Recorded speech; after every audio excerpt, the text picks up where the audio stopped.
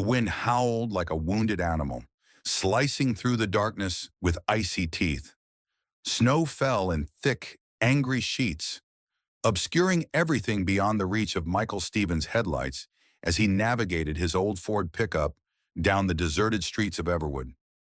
It was past midnight, the kind of bitter December cold that made even the street lamps seem to shiver, their halos dim against the storm. Michael's shoulders ached from 12 hours at the rail yard. Third double shift this week, at 45. His body protested more than it used to, joints stiffening against the constant lifting, the exposure to cold, the demands of solitary living. But it was the hollow emptiness in his chest that weighed on him most as he turned onto Maple Drive. Knowing exactly what waited at home, nothing but silence and the ghost of what once was. 6 years since Sarah had died. 6 years of coming home to a house that had stopped being a home the moment her laughter left it. He was thinking about tomorrow's schedule when something caught his eye, a flash of color against the monochrome night.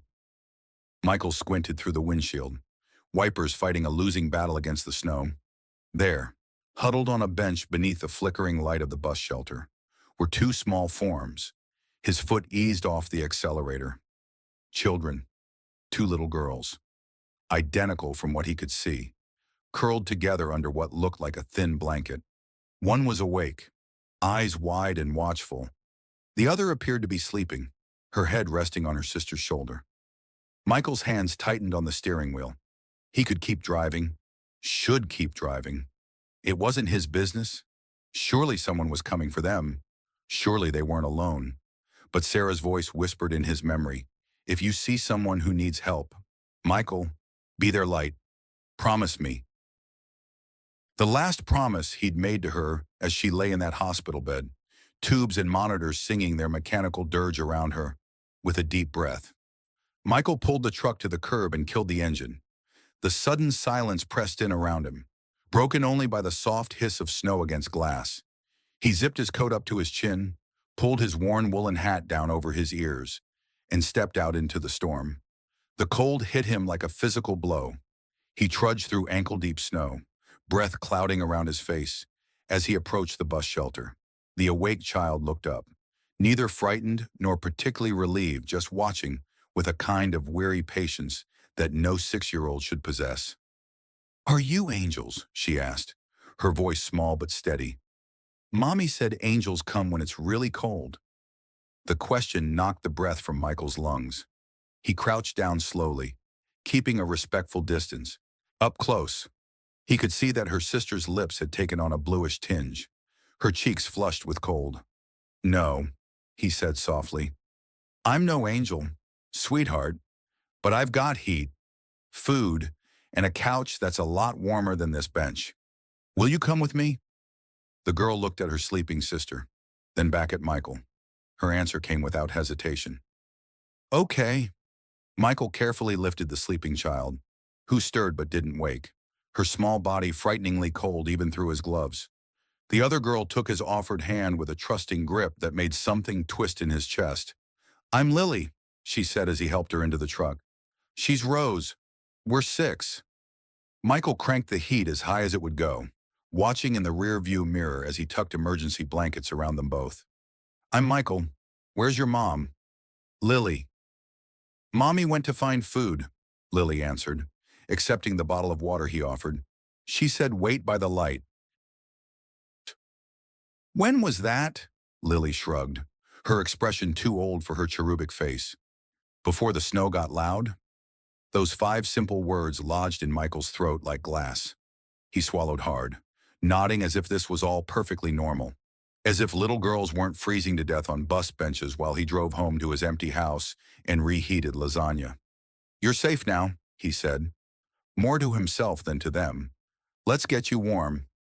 As Michael drove cautiously through the storm, Rose began to stir, blinking awake with momentary confusion before Lily whispered something in her ear. Instead of fear, the child simply nestled deeper under the blanket, accepting this change in circumstance with the resilience only children possess. Michael's house stood at the end of Oak Lane, a 2-story colonial that had once hummed with warmth and possibility. Now it loomed dark and still, windows like vacant eyes watching his approach. He carried Rose inside while Lily followed, her small hand clutching the edge of his coat. The house was cold. He kept the thermostat low when he wasn't home, but not as bitter as outside. Michael set Rose gently on the couch and immediately went to work building a fire in the long, unused hearth.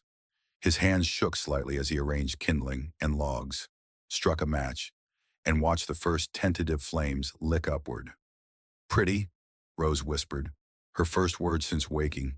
She and Lily had gravitated toward the growing warmth, standing close enough that Michael could see the firelight reflecting in their identical brown eyes.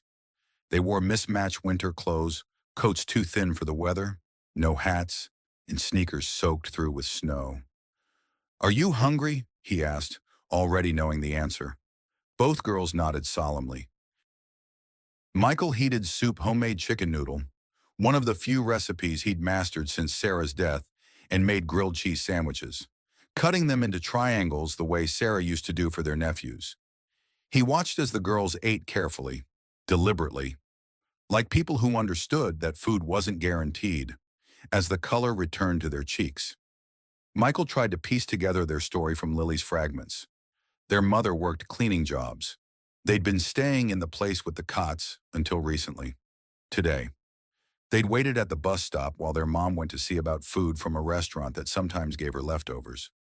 "She's been gone a really long time," Rose said, her voice soft with worry rather than accusation. Michael nodded, fighting the knot in his throat. "I'm sure she's looking for you. The storm probably made it hard to get back." A sharp knock at the door startled all three of them. Michael moved quickly, expecting police. Maybe social services, someone official who'd demand explanations he wasn't sure he had. Instead, he opened the door to find a woman, perhaps in her late 30s, her dark hair plastered to her head with melting snow. Her thin jacket clung to her shivering frame, and her eyes, the same deep brown as the girls', were wild with fear and desperation. "My daughters!" she gasped through chattering teeth. "I left them at the bus stop on Maple, please. Have you seen—" "Mommy!" Twin voices called from behind Michael, and he stepped aside as the girls rushed forward. The woman dropped to her knees, gathering her daughters into her arms with such fierce relief that Michael had to look away from the raw emotion on her face. "Lily, Rose, I'm here. Mommy's here. I'm so sorry. He has warm hands," Lily informed her mother, pointing at Michael. "And he made cheese triangles." The woman looked up at Michael, tears mixing with melting snow on her cheeks. "You found them." "They found me," Michael replied quietly. "Or maybe someone sent me." She stood slowly, keeping one arm around each girl, up close. Michael could see the exhaustion etched into her face, the worry lines around her eyes that spoke of years of struggle. But there was pride there too, and strength, a spine of steel beneath the fragility. "I'm Jessica," she said, extending a hand that was ice-cold but steady. "Jessica Parker. I can't thank you enough for helping my girls." "Michael Stevens." He shook her hand briefly. "They're safe now. That's what matters." Jessica nodded, glancing around the living room with a mixture of gratitude and discomfort. "I was working cleaning the back kitchen at Donovan's Grill. They paid me in soup and leftovers." Her chin lifted slightly. "I didn't mean to leave them so long. The storm came faster than they said it would, and the buses stopped running." "You walked back?" Michael asked, noticing now the redness of her fingers, the way she still shivered despite the fire's warmth. Jessica nodded again. "I had to find them." The simple statement hung in the air between them, filled with all the fierce determination of a mother's love. Michael recognized it, had seen it in Sarah's eyes whenever their nephews skinned a knee or caught a cold. The kind of love that would walk through blizzards, fight bears, move mountains. "You need to warm up," he said, gesturing toward the fire. "I've got coffee, tea, whatever you need." Jessica hesitated, clearly torn between the need to get warm and the instinct to leave this stranger's home. "We've imposed enough. It's nearly 1 in the morning and still blizzarding." Michael interrupted gently. "Where will you go?" Her silence answered him. "Stay," he said. "Just for tonight. There's a guest room upstairs with a double bed for you and the girls." Tomorrow we can figure things out. Why? The question was direct, her gaze steady on his face. Why would you help us? Michael thought of all the possible answers, compassion, decency, humanity. But in the end, he gave her the only one that truly mattered. Because no child should freeze on a bench while the world drives by. Jessica studied him for a long moment, her expression unreadable. Finally, she nodded. Just for tonight, thank you. Michael showed them to the guest room untouched since Sarah's mother had visited 4 years ago. He found clean towels, a spare toothbrush still in its package, and one of Sarah's old nightgowns that might fit Jessica, for the girls. He unearthed 2 of his own t-shirts that would serve as nightgowns, draping past their knees. Bathrooms across the hall, he explained, setting everything on the bed. Use whatever you need. I'll be downstairs if you need anything else. Jessica's expression had softened slightly. Thank you, Mr. Stevens. Michael, he corrected. Just Michael, as he turned to leave. A small hand tugged at his sweater. Rose looked up at him, her brown eyes serious. Thank you for being not an angel, she said solemnly. Michael felt his throat tighten. He managed a smile and a nod before retreating downstairs, where he sank onto the couch and stared into the dying fire. What was he doing opening his home to strangers? Getting involved in their lives, it wasn't like him. Not anymore. Not since Sarah. But as he listened to the soft footsteps overhead, the murmur of a mother's voice comforting her children, something long dormant stirred in his chest. Not quite hope, not quite purpose, but something. The house felt different with them in it, less like a museum of memories, more like a home. Michael woke at dawn, disoriented by the sound of movement in his kitchen. For a moment, his sleep-fogged brain hoped it might be Sarah. Then reality settled over him like the fresh snow visible through the living room window. He'd fallen asleep on the couch, still in yesterday's clothes. He rose stiffly, running a hand through his salt and pepper hair before making his way to the kitchen. Jessica stood at the stove, hair damp from a shower, wearing the clothes she'd arrived in now, dried in a borrowed cardigan of Sarah's that hung loosely on her slender frame. She was making pancakes, the familiar scent filling the kitchen with an almost forgotten warmth. I hope you don't mind, she said, turning as he entered. The girls were hungry, and I wanted to do something to thank you. Not at all. Michael moved to the coffee maker, grateful for the routine task that gave his hands something to do. You didn't have to cook. I know. Jessica flipped a pancake with expert precision. But I wanted to. Cooking it's what I do, what I used to do. Anyway, you're good at it, Michael observed, watching as she arranged perfect golden circles on a plate. Were you a professional? Something flickered across Jessica's face, pride, perhaps, or nostalgia before she shook her head. Just a mom who likes to feed people. The girls appeared then, still in Michael's oversized t-shirts, hair tousled from sleep. They climbed onto the kitchen stools with practiced ease, as if they'd been having breakfast in this kitchen their entire lives. Mr. Michael, do you have syrup? Lily asked, eyeing the pancakes hungrily. And berries, Rose added, her voice hopeful. Michael found maple syrup in the pantry and, miraculously, frozen blueberries in the freezer that Sarah must have put there before everything changed. Jessica quickly heated them into a simple compote, and soon all 4 of them were seated around the kitchen table, sharing a breakfast that felt improbably normal. Outside, the storm had passed, leaving behind a world transformed by snow. Sunlight glinted off white-draped trees and rooftops, dazzling in its brilliance. But the roads remained buried, the plows not yet having made their way to Oak Lane. Looks like we're snowed in, Michael commented, peering out the window. The plow usually hits the main roads first. Might be afternoon before they get here. Jessica nodded, her expression torn between gratitude and discomfort. We've imposed enough. I can walk with the girls to the main road. Try to catch a bus. In this, Michael gestured toward the knee-deep snow. Where would you go, again? That telling silence. The shelter, Lily supplied helpfully. But Mommy says it's full most days now, 'cause it's cold. Jessica shot her daughter a look that was half reproof, half resignation. We'll figure something out. We always do. Michael studied her face, the pride that wouldn't let her ask for help, the determination that had kept her and her daughters alive despite circumstances he could only imagine. He recognized that pride. It was the same stubborn self-reliance that had kept him functioning after Sarah died. That had made him refuse his sister's invitations to stay with her family until he got back on his feet. Some wounds you had to heal on your own, or at least, that's what he'd believed. Stay, he said simply. At least until the road's clear. Please. Jessica looked at her daughters, then back at Michael. Something in her expression shifted, not surrender, but a strategic retreat. All right, until the road's clear. The day passed in a strange, comfortable rhythm. Michael shoveled the driveway while the girls built a lopsided snowman in the yard, their laughter bright against the winter stillness. Jessica insisted on helping with lunch, and Michael found himself enjoying the simple camaraderie of chopping vegetables beside her for a hearty soup.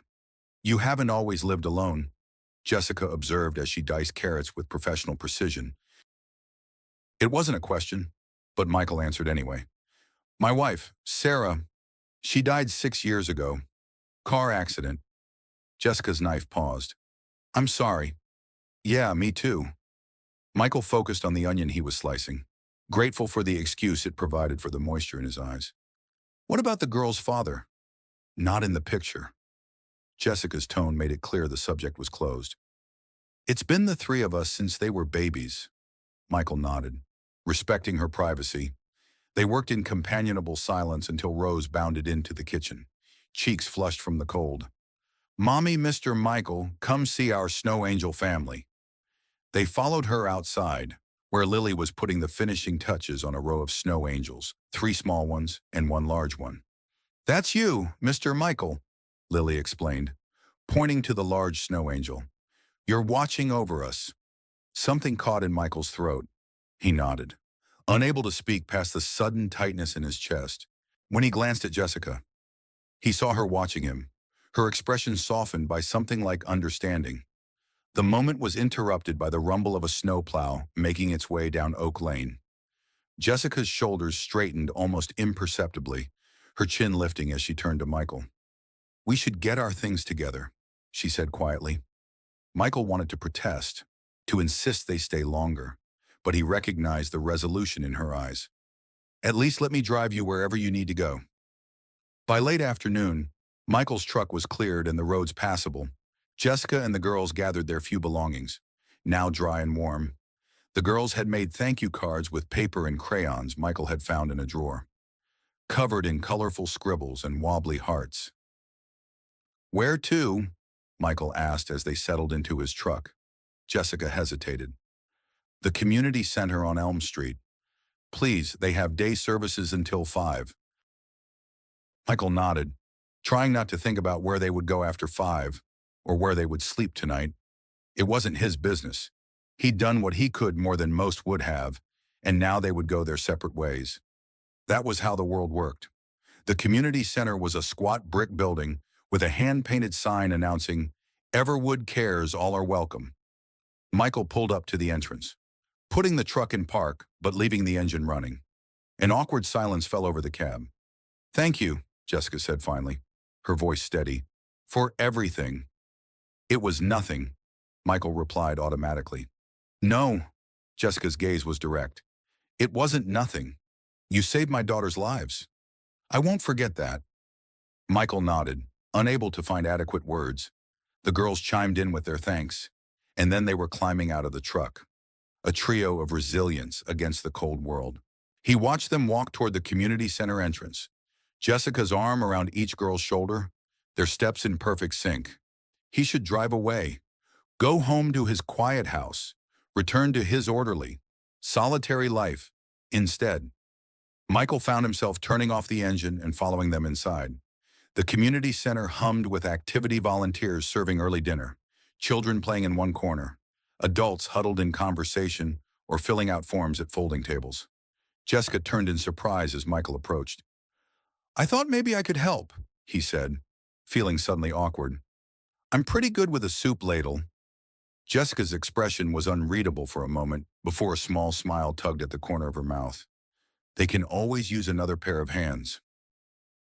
That evening, Michael learned more about Everwood's invisible citizens, the families balancing on the knife's edge of poverty, the elderly whose fixed incomes couldn't keep pace with rising costs, the veterans struggling to reintegrate into civilian life.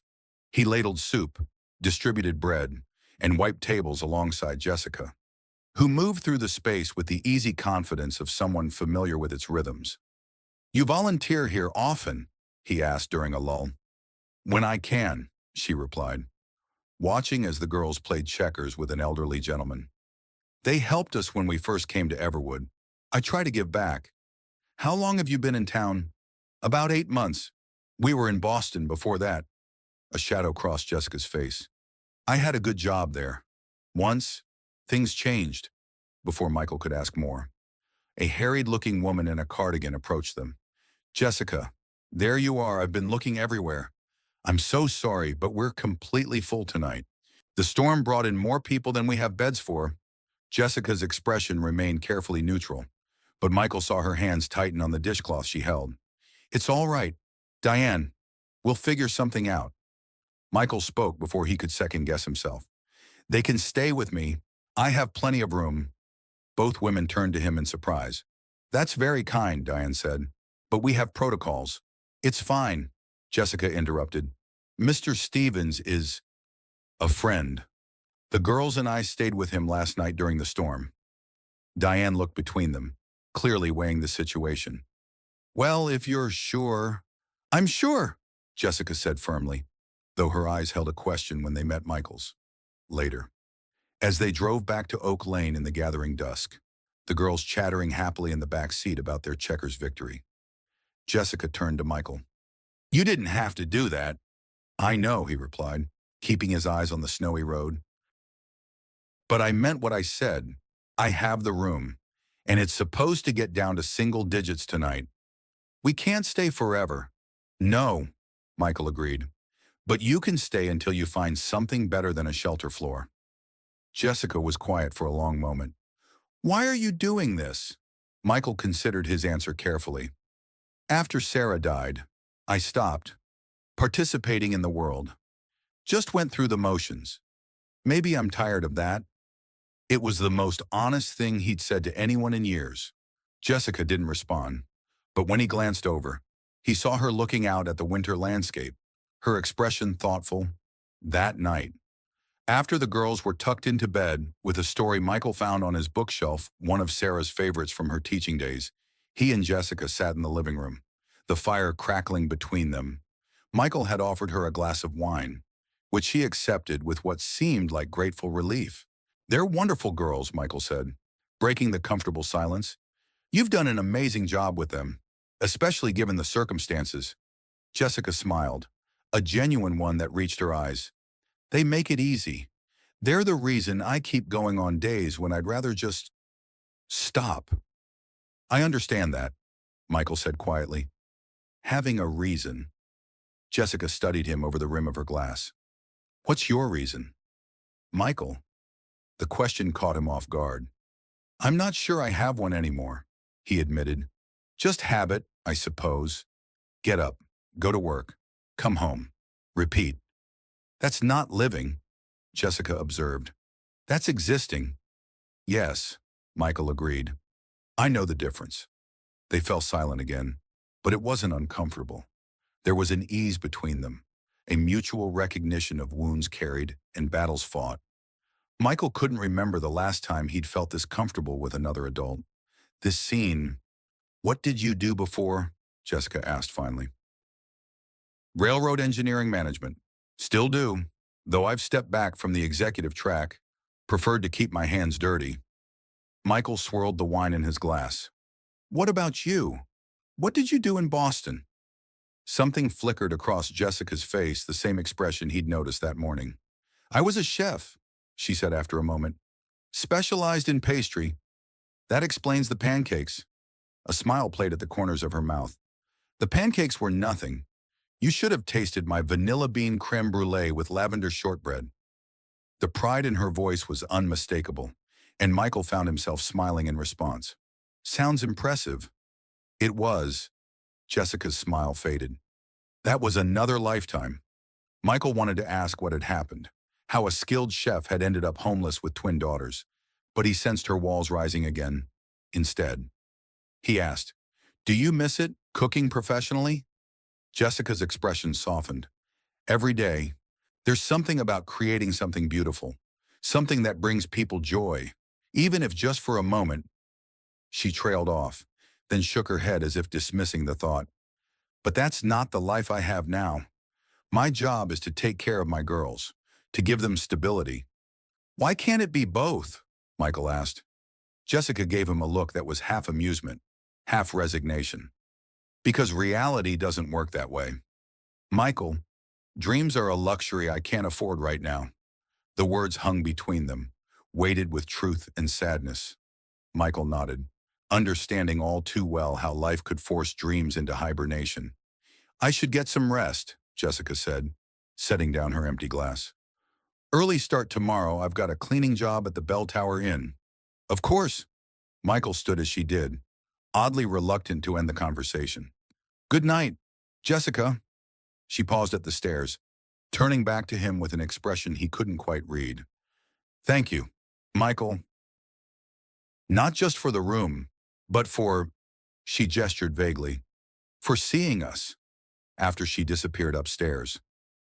Michael remained by the fire, turning her words over in his mind. For seeing us. Such a simple thing. Really to look, to truly see another human being. Yet how rarely did people actually do it? How long had it been since anyone had truly seen him? The next few days settled into an unexpected routine.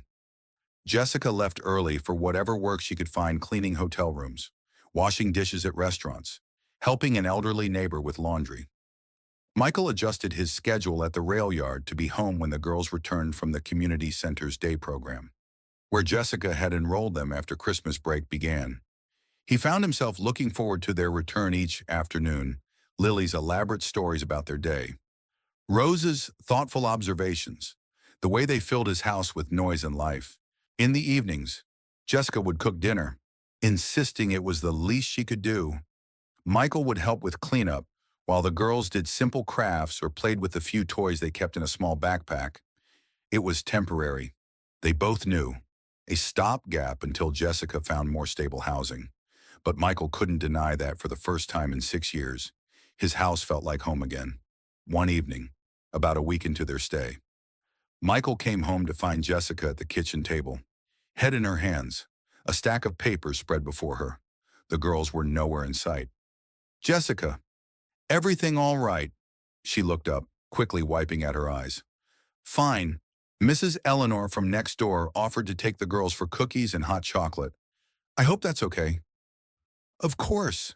Michael's elderly neighbor had taken an immediate liking to the twins, often bringing over home-baked treats. What's all this? Jessica sighed, gesturing to the papers. Apartment applications. The waiting lists are months long for anything I can afford, and everything else wants first and last month's rent plus security deposit. That's 3 months' rent up front. Michael sat across from her, taking in the frustration etched on her face. There's no rush. You know, you and the girls can stay as long as you need. That's incredibly generous, but we can't impose forever. You need your life back. Jessica gathered the papers into a neat stack. Besides, I'm not looking for a handout.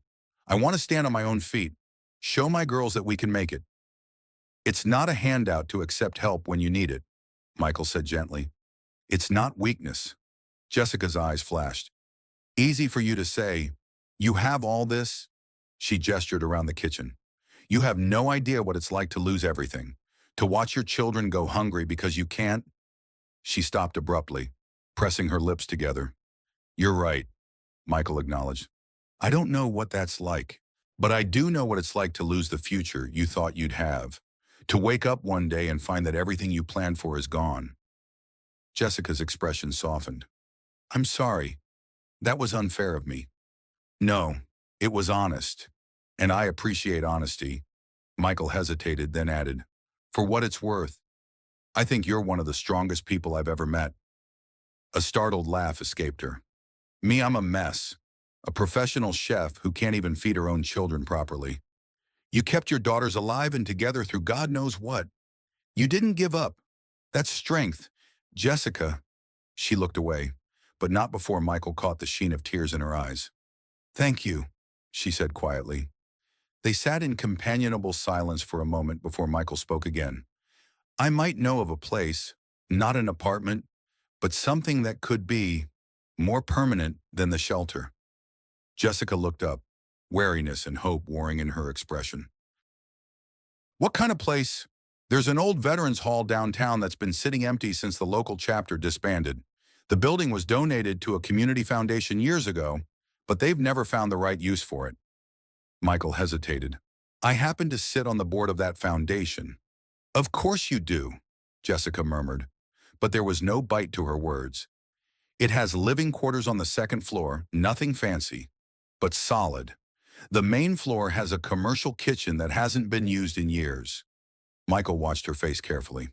"It would need work, but it could be a fresh start. For all of you." Jessica's brow furrowed. "What are you suggesting, that we just move into an abandoned building?"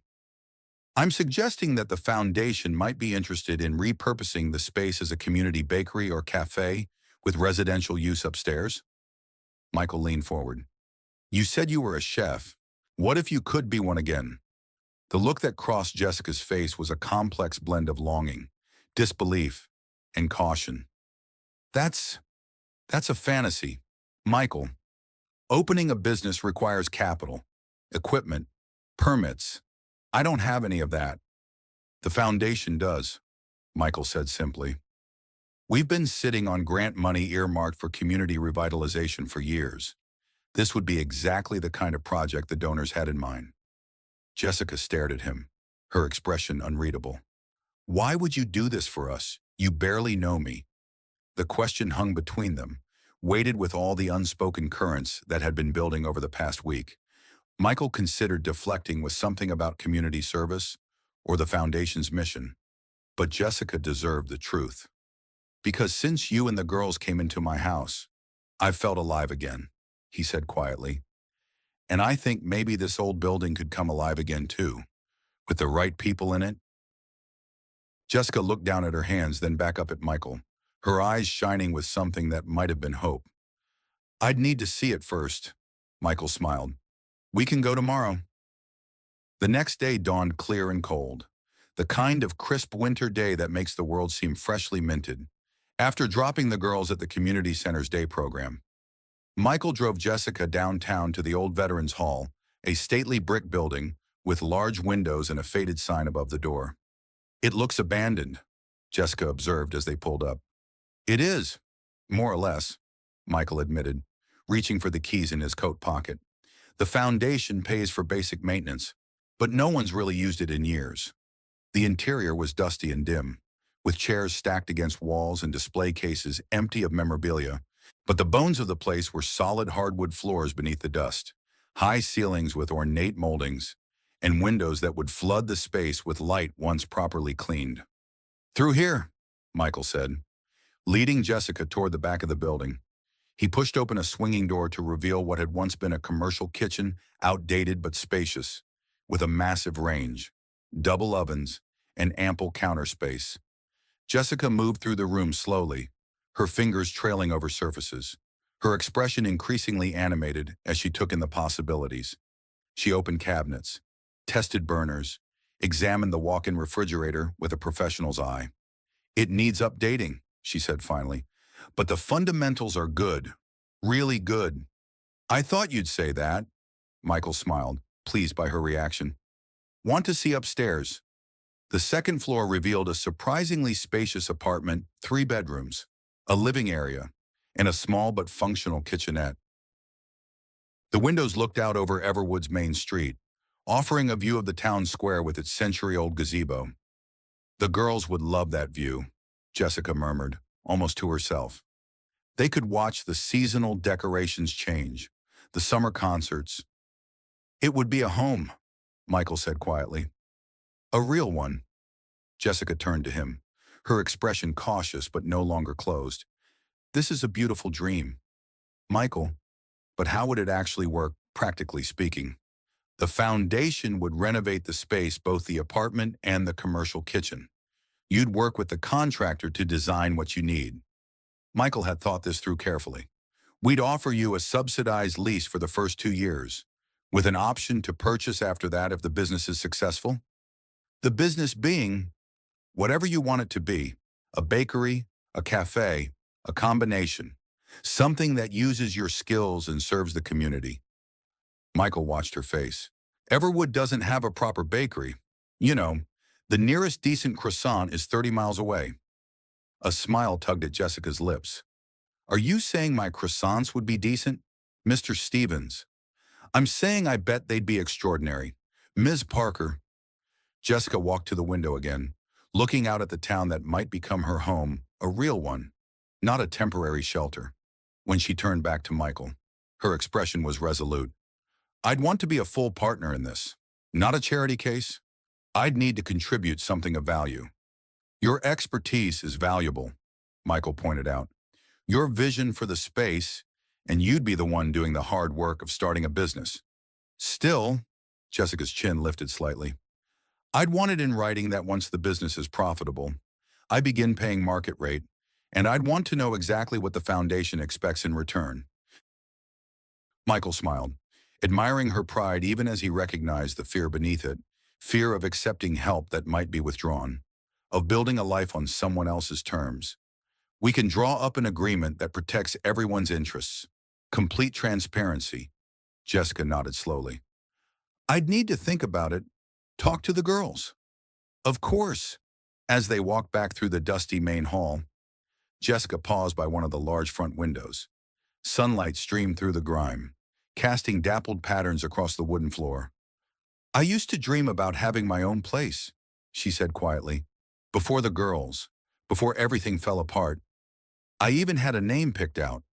What was it? Michael asked.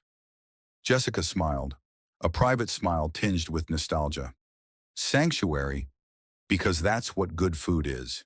Isn't it a refuge from the world, even if just for a little while? Michael nodded, understanding completely. It's a perfect name. They stood there for a moment, sunlight warming their faces, possibility hanging in the air between them. For the first time since he'd found two little girls huddled on a bus bench, Michael felt something unfamiliar unfurling in his chest. Not just purpose or satisfaction at helping someone in need. Hope, raw and fragile, but unmistakable, as they drove back to pick up the girls. Jessica was quieter than usual, lost in thought. But when they arrived at the community center, her face lit up at the sight of Lily and Rose running toward them. Backpacks bouncing, identical grins showcasing recently lost front teeth. Mommy, Mr. Michael, they called in unison. We made gingerbread men. Did you eat their heads first? Michael asked with mock seriousness. No, Lily giggled. That's mean. We ate the legs, Rose clarified, so they couldn't run away. Jessica laughed, the sound warm and genuine. Smart thinking. Ready to go home. The word hung in the air for a heartbeat, home its implications washing over all of them. The girls didn't seem to notice, chattering about their day as they climbed into Michael's truck. But Jessica's eyes met Michael's over their heads, a question in them that he couldn't quite decipher. That evening, after dinner, homemade lasagna that put Michael's frozen variety to shame, and after the girls were tucked into bed, Jessica found Michael in his study. He'd been reviewing the Veterans Hall property documents, making notes about the renovation scope. They love it here, she said without preamble, leaning against the doorframe. The girls, they've never had this, she gestured vaguely, encompassing the house, the stability, the normal evening routine of dinner and bedtime stories. They deserve it, Michael replied. All children do. Jessica nodded, moving into the room to sit in the leather chair opposite his desk. I've been thinking about your proposal, about the Veterans Hall. And I want to see it work. I really do. Jessica's hands twisted together in her lap. But I'm scared, Michael, What if I fail? What if I can't make it profitable? Then the girls and I are back where we started. Maybe worse because we'll have had a taste of what could have been. Michael set down his pen, giving her his full attention. What if you succeed? Jessica looked up, startled. Isn't that possibility worth the risk? He continued. And even if the business side doesn't work out exactly as planned, you and the girls would still have a stable home. The foundation wouldn't just throw you out. How can you be so sure? Michael smiled slightly. Because I'm the president of the foundation. It was Sarah's project, originally the Sarah Stevens Community Trust. After she died, I took over. Jessica's eyes widened. You never mentioned that. It never came up. Michael shrugged. It's not something I advertise. Most of the work happens behind the scenes, grants to local nonprofits, scholarships, that sort of thing. And renovating old buildings for homeless families? Jessica asked, a hint of her dry humor returning. That would be a new initiative, Michael acknowledged. But one I think the board will support. The building has been sitting empty for years, and this puts it to good use. Jessica was quiet for a moment, studying him. You've thought this through. I have. Why? The question was direct, her gaze steady on his face. Why go to all this trouble for us? Michael considered his answer carefully. Because helping you and the girls feels right in a way nothing has for a very long time. Because I have the means to make a difference. And what's the point of having resources if you don't use them to help others? He paused, then added more quietly. And because I've been sleepwalking through my life for 6 years, and somehow, your family woke me up. Jessica's expression softened. That's a lot of pressure to put on a couple of 6-year-olds and their mess of a mother. You're not a mess, Jessica. You're a survivor. Michael leaned forward. And I'm not asking for anything in return. If that's what you're worried about, this isn't a transaction. Everything's a transaction, Jessica said, but her tone was gentle rather than bitter. But maybe not all transactions are bad. She took a deep breath. Okay, let's do it. Let's try to make Sanctuary a reality. Michael's smile spread slowly across his face. Really? Jessica nodded, her own smile tentative but real. Really? The girls deserve a chance at stability. And maybe I deserve a chance to be more than just a survivor. You do, Michael said with conviction. All 3 of you do. As Jessica stood to leave, she paused at the door. Michael, yes. Thank you for whispering, come with me that night. I don't know what would have happened if you hadn't. The words echoed in Michael's mind long after she'd gone upstairs, not just her thanks, but the realization that those 3 simple words had changed all their lives. Come with me, an invitation, a beginning, a hand extended in the darkness. For the first time in 6 years, Michael fell asleep not to the hollow silence of an empty house, but to the gentle awareness of others breathing under his roof, others who might, in some small way, be becoming his family. The next morning, as golden winter sunlight streamed through the kitchen windows, Michael made a phone call to the foundation's board secretary, setting in motion the miracle that had begun with 3 whispered words at a bus stop on a snowy night. The transformation of the Veterans Hall began on a bright January morning. 2 weeks after Michael had first shown Jessica the building, the foundation board had approved the project with surprising enthusiasm, particularly after sampling Jessica's apple cinnamon scones at the presentation meeting. I haven't tasted pastry this good since my trip to Paris, declared Eleanor Whitman, the foundation's oldest board member and, as it happened, Michael's next-door neighbor. She'd become the twins' unofficial grandmother, teaching them to knit and telling stories of Everwood in the old days. Now Eleanor stood in the dusty main hall alongside Michael, Jessica, and the renovation contractor, her elegant cashmere coat incongruous against the abandoned space. The bones are excellent. The contractor, a burly man named Frank with decades of experience, observed as he tapped a wall. Solid construction from an era when they built things to last. What's the timeline looking like? Michael asked, watching Jessica as she measured the front windows with a careful eye. 3 months, give or take, Frank replied. The commercial kitchen will need the most work new appliances, Updated electrical, plumbing. The upstairs apartment is in better shape. Mostly cosmetic. We could prioritize that. Have it habitable within a month.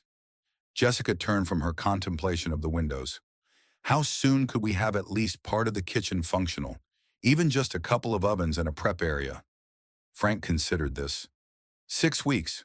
Maybe we'd have to phase the work. That would be perfect, Jessica said, a plan clearly forming in her mind. I could start small, take special orders, build a client base before the grand opening.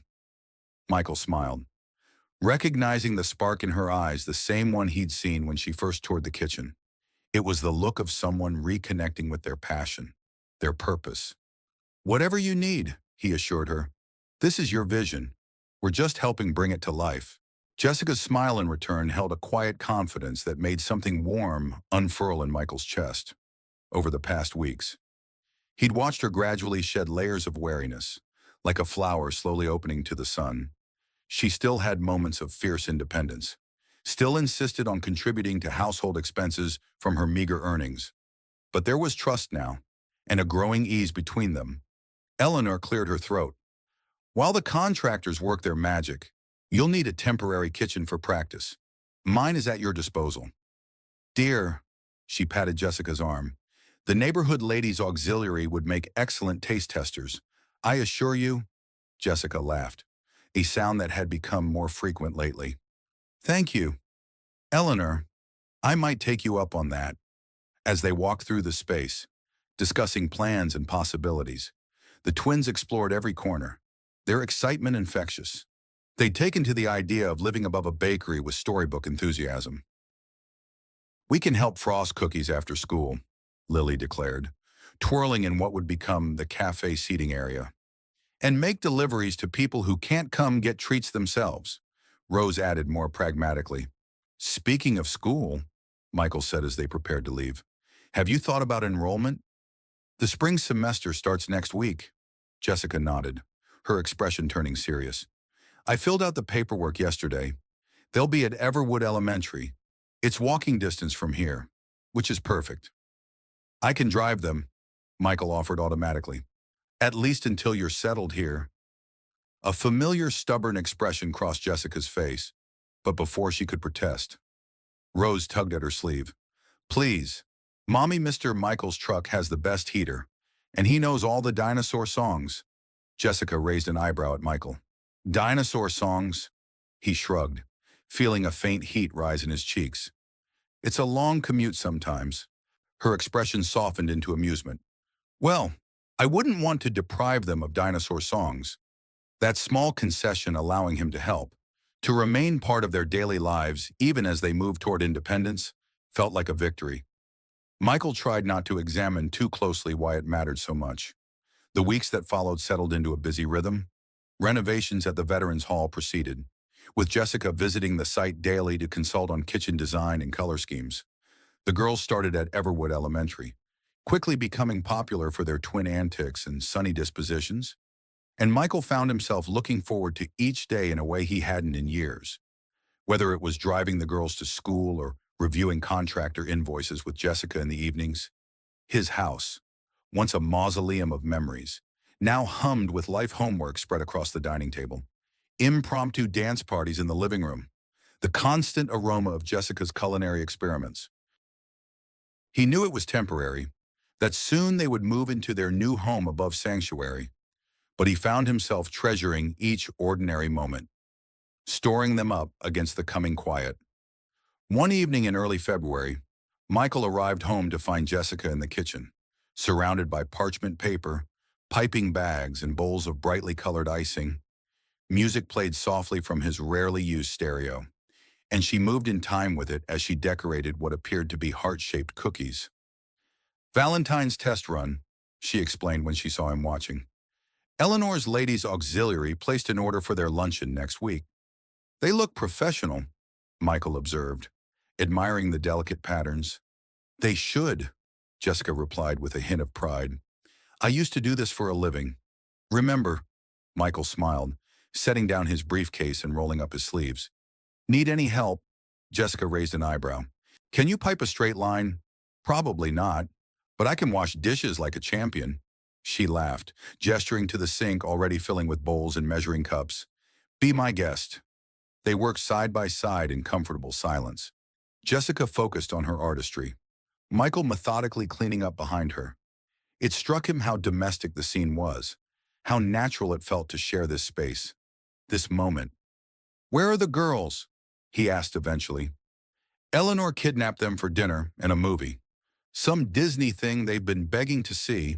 Jessica carefully added a final flourish to a cookie. She insisted I needed an evening to work without little helpers. Michael chuckled. She's not wrong. Last time they helped with baking, I found flour in places I didn't know existed.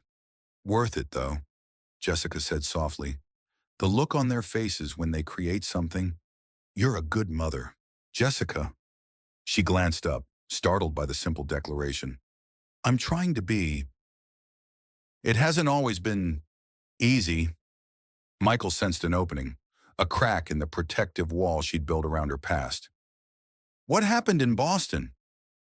Jessica's hands stilled over the cookies. For a moment, he thought she might deflect as she had before, but then she set down the piping bag and wiped her hands on a towel. I was head pastry chef at Lumiere, she said finally. It was everything I'd worked for.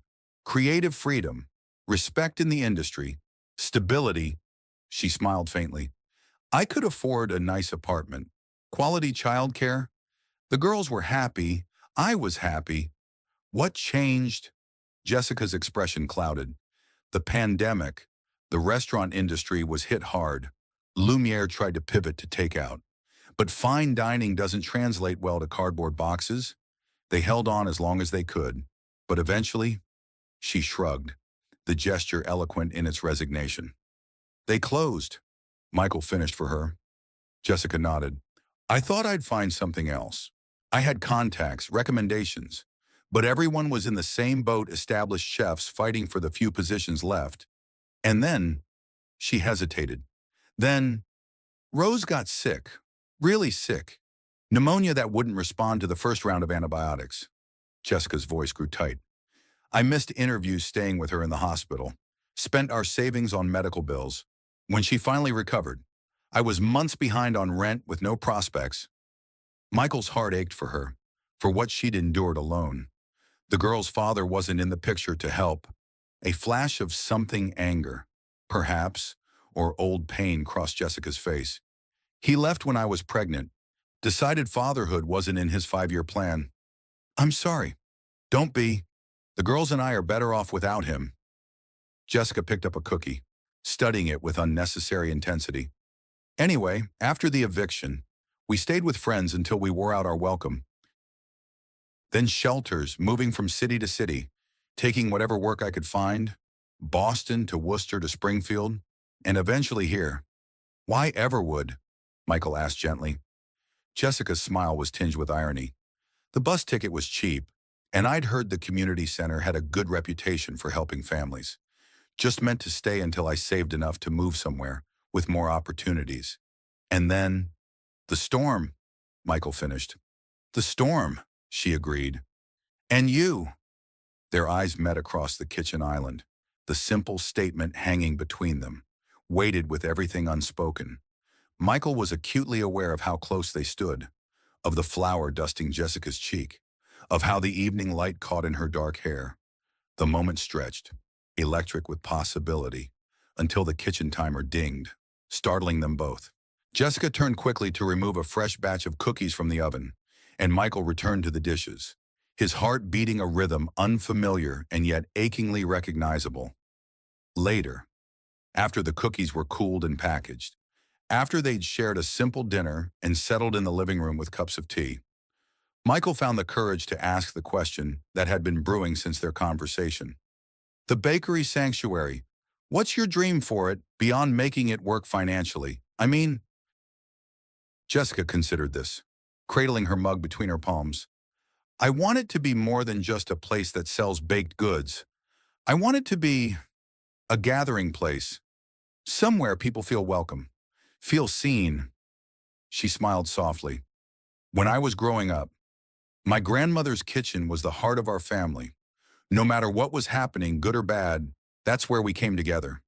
Food has that power, to comfort, to celebrate, to heal. Michael nodded, understanding completely. Sarah used to say that about her classroom, that it wasn't just about teaching reading and math, but about creating a space where children felt safe to grow. She sounds like she was an amazing woman, Jessica said gently. She was, for the first time. Michael found he could say this without the crushing weight of grief. She would have liked you, and the girls. I wish I could have known her. The sincerity in Jessica's voice wrapped around Michael's heart like a warm embrace.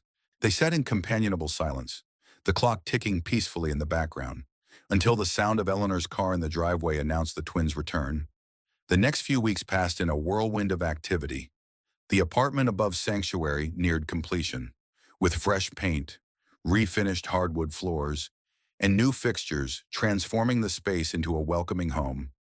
Jessica split her time between helping with the renovation decisions and building her business plan, often working late into the night at Michael's dining table. Surrounded by spreadsheets and recipe books, Michael found himself increasingly involved, offering advice on business matters when asked, stepping back when Jessica needed to make her own decisions. It was a delicate dance, supporting without overstepping, and he wasn't always sure he got the balance right, but Jessica seemed to appreciate his input. Even when she ultimately went her own way, the girls thrived in their new school, making friends and bringing home artwork that soon covered the refrigerator door. They spoke of the move to Sanctuary with excitement, planning their new bedroom down to the color of the curtains, but sometimes in quiet moments. Michael caught them watching him with thoughtful expressions that seemed too knowing for their 6 years. Are you going to live with us at the bakery? Lily asked one evening as he helped her with homework at the kitchen table. The innocent question caught Michael off guard.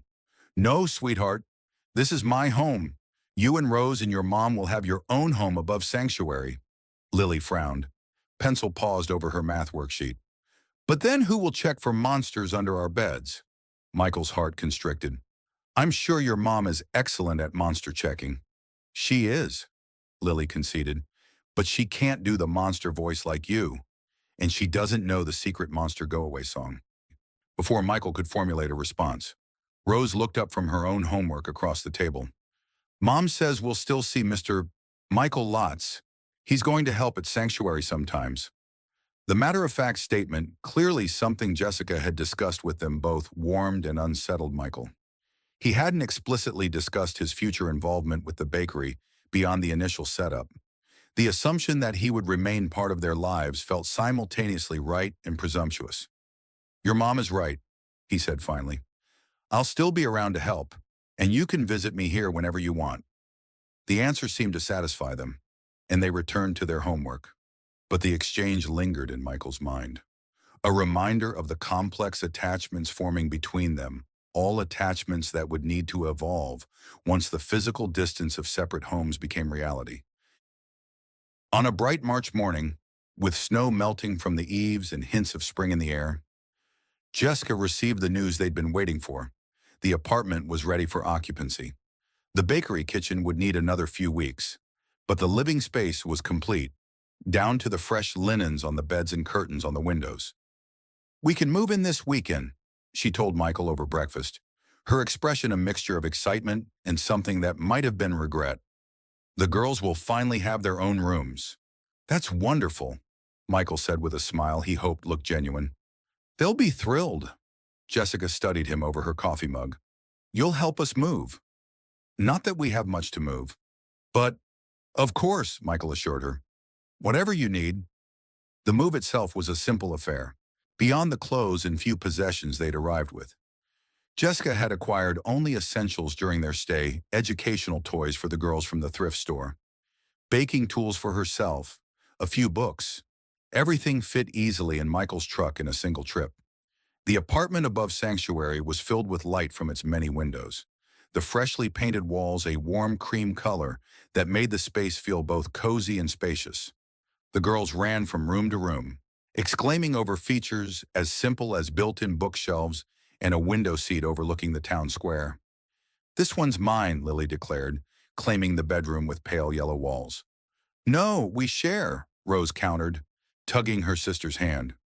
Remember Mommy said we could decide if we want separate rooms or to stay together? Oh, right. Lily considered this. Together is better. Then we can have the big room with the window seat. Jessica watched them with a smile, shaking her head at their logic. Should I have predicted that?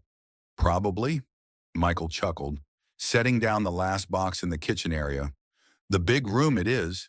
Then, they spent the day settling and hanging clothes, arranging books, placing the few personal items they possessed to make the space feel like home. Eleanor arrived mid-afternoon with housewarming gifts, handmade curtains for the kitchen, potted herbs for the windowsill, and a quilt she'd been secretly making for the girls' bed. Every home needs something handmade with love, she declared, settling into an armchair like a queen on her throne.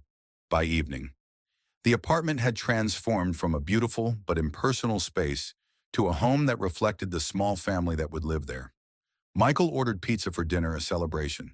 He insisted, and they ate around the kitchen table, the girls chattering excitedly about their plans for decorating and the proximity to the school playground. As the evening wore on, Eleanor made her excuses, hugging each of them before departing with promises to return for a proper tour of the bakery once it was finished. The girls, exhausted from the excitement of the day, fell asleep on the couch while watching a movie on the small television Michael had brought as a housewarming gift. Jessica carried them one by one to their new bedroom, tucking them in beneath Eleanor's colorful quilt when she returned to the living room. She found Michael standing at the front window, looking out at the town square below, now lit by antique-style street lamps. It's a beautiful view, she said, joining him. It is, Michael agreed. You can see why this was once the heart of town, and could be again, Jessica smiled. I have plans for that square. Outdoor seating in summer, maybe music on weekends. The farmer's market could use a boost too. Michael turned to look at her, struck by the animation in her face, the confidence in her voice. This wasn't the wary, exhausted woman he'd met on that snowy night in December. This was Jessica, as she was meant to be, full of vision and purpose. You're going to change this town, he said softly. For the better. She glanced at him, a hint of color rising in her cheeks. With help, I couldn't have done any of this without you. Michael, you would have found a way, he assured her. You're remarkably resourceful. Maybe, Jessica looked back out at the square. But I'm glad I didn't have to. They stood in comfortable silence for a moment, watching the occasional car pass through the quiet streets. Then Jessica turned to face him fully. This isn't goodbye, you know, she said, her tone gentle but firm. Just because we're not under your roof doesn't mean we're not still connected. The word hung between them, laden with possibilities neither had yet defined. Michael found himself acutely aware of how close they stood, of the soft scent of vanilla that seemed to follow Jessica everywhere, of the warmth in her dark eyes. I'm glad, he said simply. Honestly, I've grown rather attached to you all. Jessica smiled, something vulnerable and brave in her expression. The feeling is mutual, for a heartbeat. Michael thought she might step closer, that the moment might crystallize into something more defined. But then a car horn honked in the square below, breaking the spell. Jessica stepped back slightly, her smile turning more casual. You'll come by tomorrow. The contractors need a final sign-off on the kitchen equipment before it's delivered. I'll be here, Michael promised, recognizing the shift in her tone, respecting the boundaries she seemed to be maintaining. First thing in the morning, as he gathered his coat and prepared to leave, Jessica walked him to the door. Thank you, she said quietly, for everything. I don't know if I've said that enough. You have, Michael assured her. More than enough. Impulsively, Jessica rose on tiptoe and pressed a kiss to his cheek, her hand resting briefly on his arm. Good night, Michael. Good night, Jessica. The drive home was quiet, the truck cab unnaturally empty without the twins' chatter from the back seat, as Michael pulled into his driveway. He was struck by how dark the house looked, all the lights left off when they departed that morning. No one home to welcome him. He sat in the truck for a long moment, key in the ignition, staring at the silent structure. For 6 years, he'd returned to this emptiness without truly feeling it. Now, after just a few months of noise and life and shared meals, the solitude felt deafening. With a sigh, Michael finally exited the truck and walked to the front door. Inside, the house was unnaturally still, every footstep echoing. He moved through the rooms, turning on lights, trying to reclaim the space as his own. But everywhere he looked, he saw ghosts of the life that had briefly filled these walls. Lily's drawings still taped to the refrigerator. Rose's favorite reading spot in the window seat. The faint scent of Jessica's baking lingering in the kitchen. Michael poured himself a small measure of whiskey and carried it to the back porch, settling into one of the Adirondack chairs that faced the yard. Above, stars pierced the clear March sky, winter constellations giving way to the promise of spring. He sipped his drink slowly, letting the warmth spread through his chest, counteracting the chill of the evening. His phone buzzed in his pocket. A text message from Jessica. Girls woke up and insisted I tell you goodnight properly. Said the Monster Go Away song doesn't work long distance. Their logic, not mine. Attached was a photo of the twins in their new bed. Eleanor's quilt pulled up to their chins, identical sleepy smiles on their faces. Something in Michael's chest both ached and healed at the sight. He typed back quickly, "Tell them the Monster Go Away song works anywhere, anytime. That's the magic of it. Sweet dreams to all of you." Jessica replied almost immediately.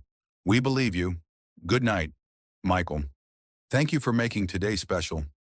Michael tucked the phone away, a smile lingering on his lips despite the hollow feeling in his chest. They weren't gone. Not really. Just a short drive away. This was what he'd wanted for them: independence, stability, a fresh start. The fact that it came with a certain distance was necessary. Proper, even. They needed to build their own life, not become entangled in his. So why did it feel like he'd lost something precious? The question followed him inside, up the stairs, and into dreams filled with small hands and vanilla scent, and the sound of laughter echoing through empty rooms. The next few weeks established a new routine. Michael still drove the girls to school most mornings, using the extra time before work to check on the bakery's progress. Evenings often found him at Sanctuary, reviewing invoices with Jessica, or helping install shelving, or simply sharing dinner with the small family in their new home. The bakery itself was taking shape beautifully. The commercial kitchen gleamed with new equipment. The cafe area featured comfortable seating and local artwork, and the display cases stood ready to showcase Jessica's creations. The foundation had been generous with the budget, recognizing the potential not just for a successful business, but for a community gathering place. Jessica threw herself into preparations for the opening, testing recipes, designing menus, and building relationships with local suppliers. She'd hired 2 part-time assistants, both young mothers from the community center's job training program, and spent hours teaching them the basics of professional baking. "You're building more than a business," Michael observed one evening as he helped her arrange the cafe's vintage tables and chairs. "You're creating opportunities," Jessica smiled, adjusting a table just so. "I'm paying forward what was given to me. It's the least I can do." Her humility was genuine, but Michael was continually impressed by her vision and drive. She approached Sanctuary not just as a means to support her family, but as a way to contribute to the community that had welcomed them. She'd already arranged to provide day-old bread to the community center, started a weekly baking class for seniors at the local retirement home, and designed a summer internship program for high school students interested in culinary careers. As the opening day approached, scheduled for the first weekend in April to coincide with Everwood's annual Spring Festival excitement built throughout the town, Eleanor's Ladies Auxiliary had spread the word about Jessica's extraordinary baking skills, and advance orders were already coming in for everything from birthday cakes to wedding pastries. "You're going to need more help," Michael told Jessica as they reviewed the order book one evening. "This is more than you and 2 part-timers can handle." Jessica nodded, tucking a strand of hair behind her ear, a gesture he'd come to recognize as a sign of her thinking deeply. "I know. I'm interviewing another assistant tomorrow. And I was thinking." "Yes." She glanced at him, a hint of mischief in her eyes. How are your kneading skills? Michael laughed. Non-existent, I'm afraid, but I'm a quick learner. Good, Jessica said decisively, because I'm putting you on the schedule for Saturday mornings. The girls can help too. They're surprisingly good at rolling dough. The casual assumption that he would be part of this part of their lives beyond the initial setup warmed Michael in a way he couldn't quite articulate. It wasn't just that she wanted his help. It was that she seemed to want his presence. His participation in this new chapter they were all writing. 2 weeks before the grand opening, Frank the contractor officially signed off on the renovation, handing over the final keys with a flourish. She's all yours, he declared, grinning at Jessica. Treat her well. I intend to, Jessica promised, her expression solemn despite the joy dancing in her eyes. That evening, after the girls were in bed, Jessica invited Michael to stay for a glass of wine, a rare indulgence for her. He'd noticed they sat in the cafe area, lights dimmed except for the small table lamp between them, windows reflecting the quiet town square outside. I can hardly believe it's real, Jessica said, gesturing around the space that had transformed from abandoned building to vibrant business in just a few months. Sometimes I'm afraid I'll wake up and be back on that bus bench. It's real, Michael assured her, raising his glass in a small toast. You made it real. We made it real, she corrected gently. I couldn't have done this alone. Michael smiled, accepting the acknowledgement but unwilling to take too much credit. You did the hard part. I just provided the space. Jessica shook her head, setting down her wine glass to look at him directly. That's not true, and you know it. You provided more than space. Michael, you provided belief when I'd lost my own. You saw something in me and us when we were at our lowest. The sincerity in her voice touched something deep in Michael's chest. It wasn't hard to see, he said quietly. You've always been extraordinary.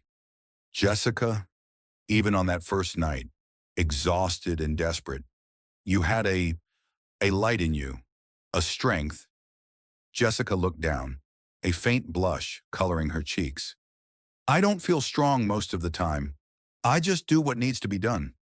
That's what strength is, Michael pointed out, continuing when it would be easier to stop. They fell silent for a moment, the comfortable kind of quiet that had become familiar between them. Outside, a gentle spring rain began to fall, droplets tracing silver paths down the windows. I've been thinking, Jessica said finally, her fingers tracing the stem of her wineglass. About the opening day, I'd like to do something special, something that acknowledges the journey that brought us here. What did you have in mind? She met his eyes, her expression earnest. I want to offer free meals to anyone who needs one, not just that day, but every day, a pay-what-you-can option for people who are struggling. The simple declaration, delivered without fanfare, reminded Michael again of why he'd been drawn to this woman from the start, her generosity of spirit despite having so little herself. It's a wonderful idea, he said. The foundation could establish a fund to offset the costs. Jessica shook her head. I appreciate that, but I want this to come from Sanctuary itself, from our profits. It needs to be sustainable on its own. Are you sure the margins in food service are already tight? I'm sure. Her voice was firm. I was on the receiving end of charity for too long. I know how it can both save you and diminish you. This needs to be different, a gift freely given. With dignity. Michael nodded, understanding her reasoning even as he admired her conviction. Then that's what we'll do. I'm with you. Jessica's smile bloomed slowly, warming her entire face. Thank you for understanding. Always, Michael replied. The word a promise that extended far beyond this conversation. As they finished their wine, the conversation turned to practical matters, final preparations for the opening, the schedule for the first week, plans for the girls during the inevitably long hours Jessica would work.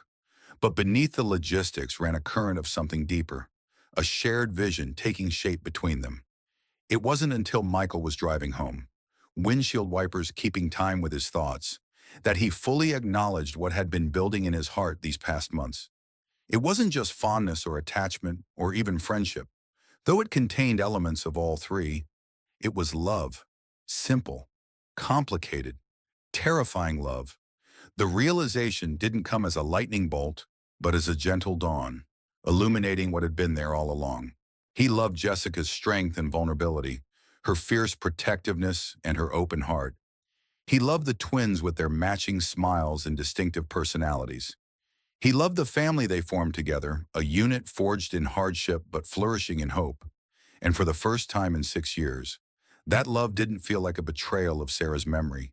Instead, it felt like an honoring of her most essential teaching that love was meant to be given freely, generously, without reservation. The question, of course, was whether Jessica felt the same. Their relationship had evolved within the context of helper and helped, benefactor and recipient roles that created an inherent imbalance. No matter how much Michael tried to minimize it, would she welcome his feelings, or would she see them as an obligation?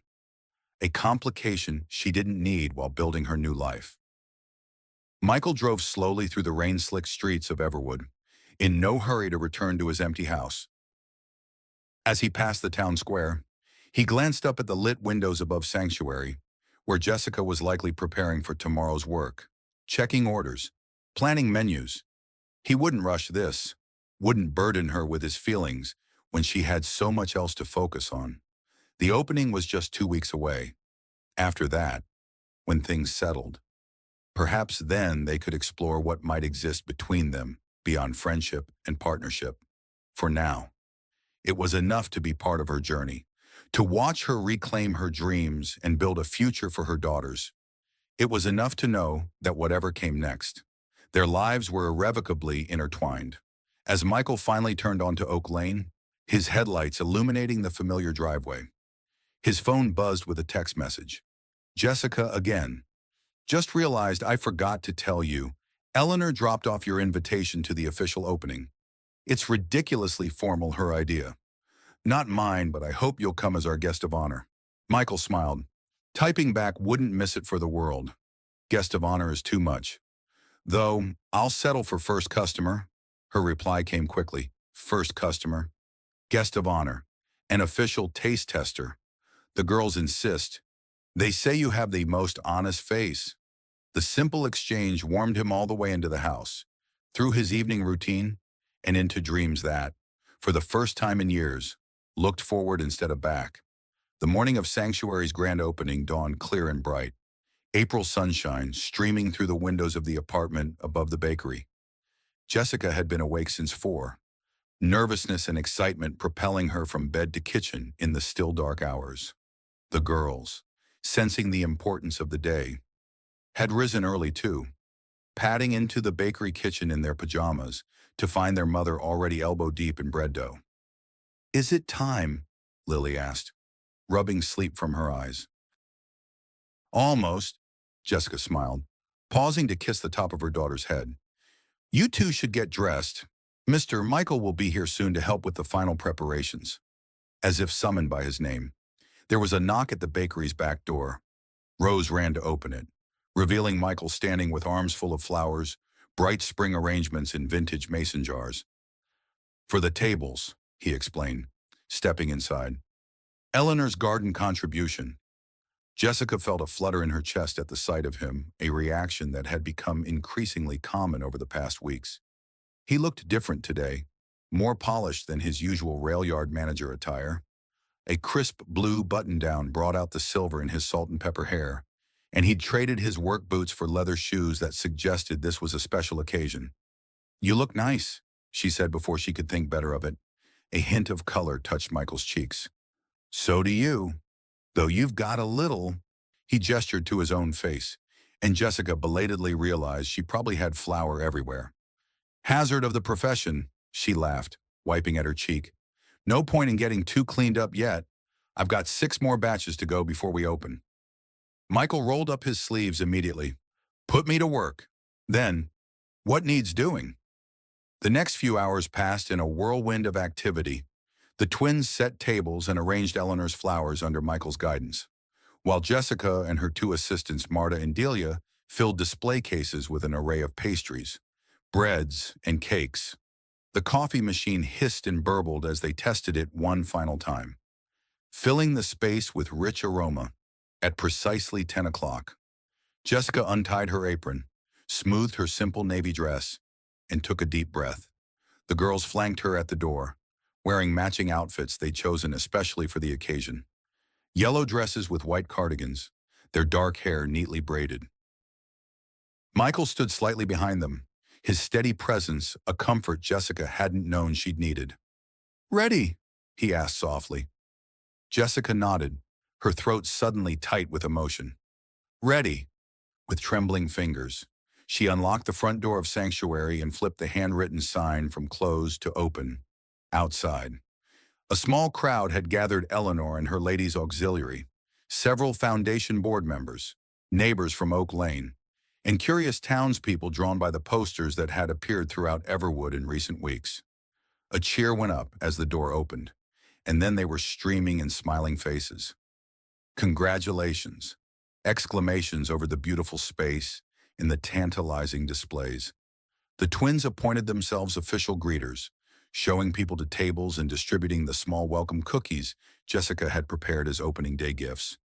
"This is magnificent," Eleanor declared, clasping Jessica's hands in her own. "Absolutely magnificent.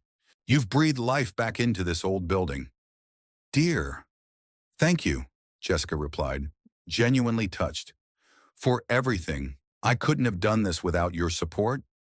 Eleanor waved away the thanks. "Nonsense. All I did was recognize talent when I saw it. The rest was all you." She glanced meaningfully toward Michael, who was helping the girls serve coffee. "Well, perhaps not all you." Before Jessica could respond to the gentle teasing, she was swept into conversation with other well-wishers. The morning passed in a blur of faces and handshakes, of ringing cash registers and continuous baking to restock the rapidly emptying display cases. By early afternoon, it was clear that Sanctuary's opening was an unqualified success. Every table was filled, with more customers waiting for takeout orders. Jessica moved between kitchen and cafe, directing her assistants, chatting with customers, and somehow managing to look completely in her element despite the chaos. Michael watched her from his position by the coffee station, where he'd been pressed into service when the morning rush proved bigger than anticipated. She was radiant, her dark hair pulled back in a neat bun, flower on her apron, confidence in every movement. This was Jessica as she was meant to be, he thought, not beaten down by circumstance, but elevated by her gifts, her passion. Around 2 o'clock, the crowd finally thinned enough for Jessica to take a break. She joined Michael at the small table in the corner that had been tacitly designated as theirs throughout the morning. "You're a hit," he said, pushing a plate with a sandwich toward her. "Eat something. You've been running on adrenaline for hours." Jessica sank into the chair with a grateful sigh. "It's going well. Isn't it better than I'd hoped?" "It's going spectacularly," Michael corrected. "You're going to need more staff at this rate." She nodded, taking a bite of the sandwich. "Already thinking about it. Marta has a sister with restaurant experience." They fell into easy conversation about the morning's successes and minor hiccups, the comfortable rhythm they'd developed over months of planning now translating to this new phase of their relationship. Michael found himself stealing glances at her animated face, at the way her eyes crinkled when she smiled, at the animated gestures she made when describing a particularly enthusiastic customer. "You're staring," Jessica observed, her tone light but curious. Michael smiled, caught. "Just admiring a master in her element. You were born for this, Jessica." A faint blush colored her cheeks. "It feels right," she admitted, "like coming home after a long journey." "That's exactly what Sanctuary is," Michael said. "A homecoming." Their eyes met across the table, the moment stretching between them with unspoken meaning. But before either could break the silence, the twins appeared, breathless from running between tables. "Mommy, Mr. Michael, there's a man asking to see the baker," Lily announced importantly. "Says he's a food writer," Rose added with equal gravity. "From the city paper." Jessica's eyes widened. "A food writer? Here we haven't done any press outreach yet." Michael grinned. "Eleanor strikes again, I suspect," rising from the table. Jessica straightened her apron and tucked a stray hair behind her ear. How do I look? Perfect. Michael answered honestly. The food writer, a bespectacled man in his 50s, with a notebook and a discerning expression, was seated at a corner table. An array of Sanctuary's offerings spread before him. Jessica approached with professional composure, though Michael could see the nervous energy in the set of her shoulders. I'm Jessica Parker, she introduced herself, the owner and head baker. Welcome to Sanctuary. The man looked up, his expression shifting from polite interest to stunned recognition. Jessica Parker from Lumiere in Boston. Jessica froze, clearly caught off guard by the recognition. Yes, that was a lifetime ago. Your autumn harvest cake was legendary. The man's tone was reverential. The food world wondered where you disappeared to after Lumiere closed. Michael watched as Jessica's composure wavered slightly before she recovered.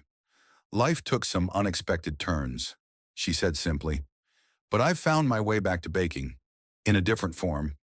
The conversation that followed was more interview than casual chat, with the writer asking detailed questions about Jessica's culinary background, her vision for Sanctuary, and her journey from fine dining to small-town bakery. Michael observed from a distance, giving her space to tell her story in her own words. By the time the writer left, having ordered additional pastries to go and promised a feature in the weekend edition, the afternoon crowd had begun to arrive. Jessica returned to work with renewed energy, but Michael could sense something had shifted. A door to her past had been unexpectedly opened, bringing with it both validation and, perhaps, a touch of melancholy for what might have been. The remainder of the day passed in a whirlwind of activity.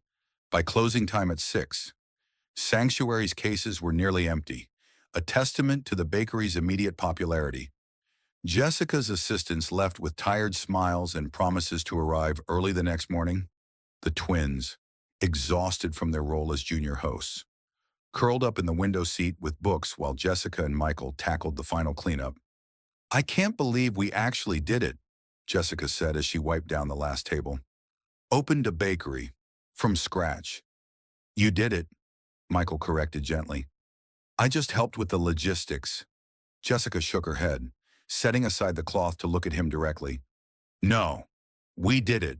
Together. She took a deep breath, as if gathering courage. Michael, there's something I need to tell you. The seriousness in her tone made his heart quicken. What is it? When that food writer recognized me, she hesitated. It made me realize I haven't been completely honest with you about my past, about who I was before. Michael leaned against the counter, giving her his full attention. You don't owe me your life story, Jessica. Maybe not, but after everything you've done for us, you deserve the truth.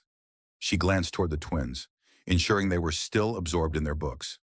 I wasn't just a pastry chef at Lumiere. I was known in certain circles.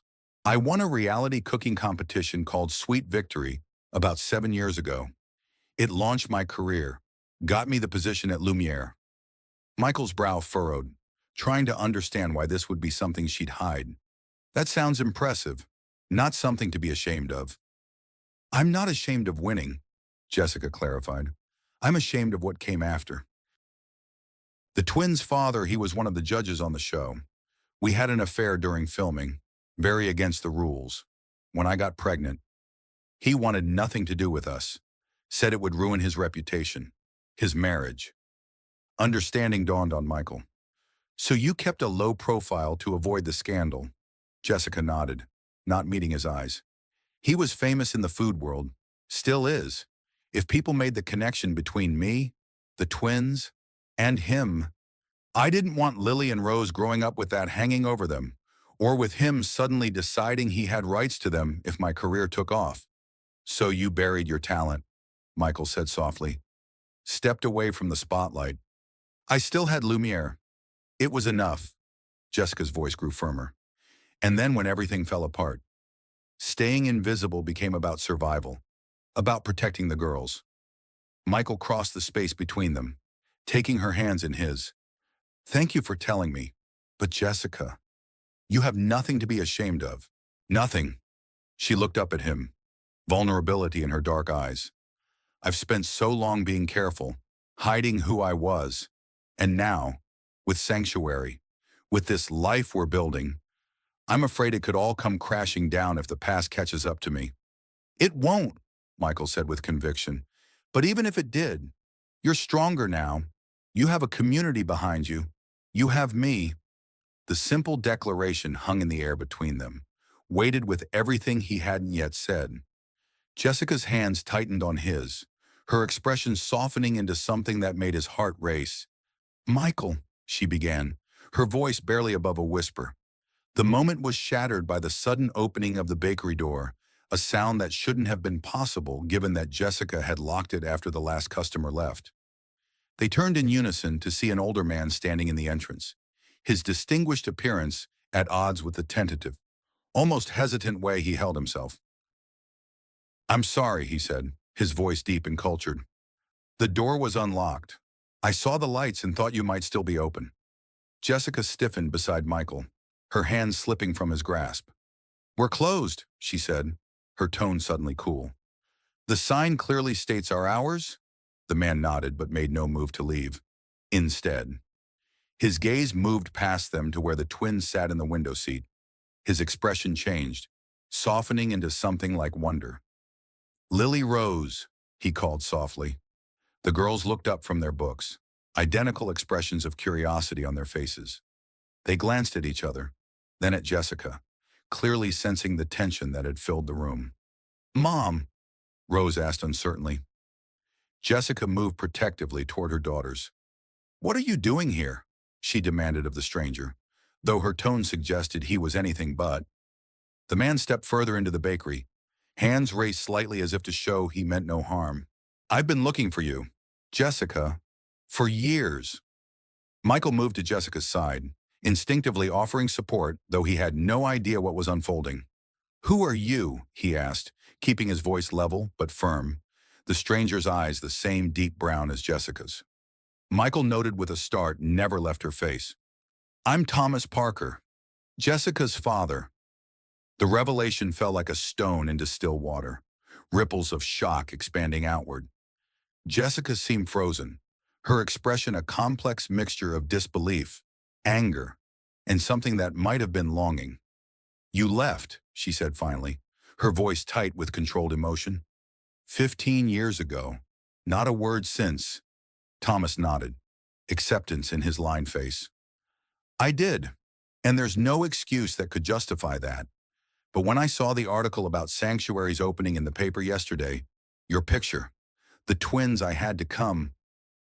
Article? Jessica looked confused. The food writer was just here today. His piece won't run until the weekend.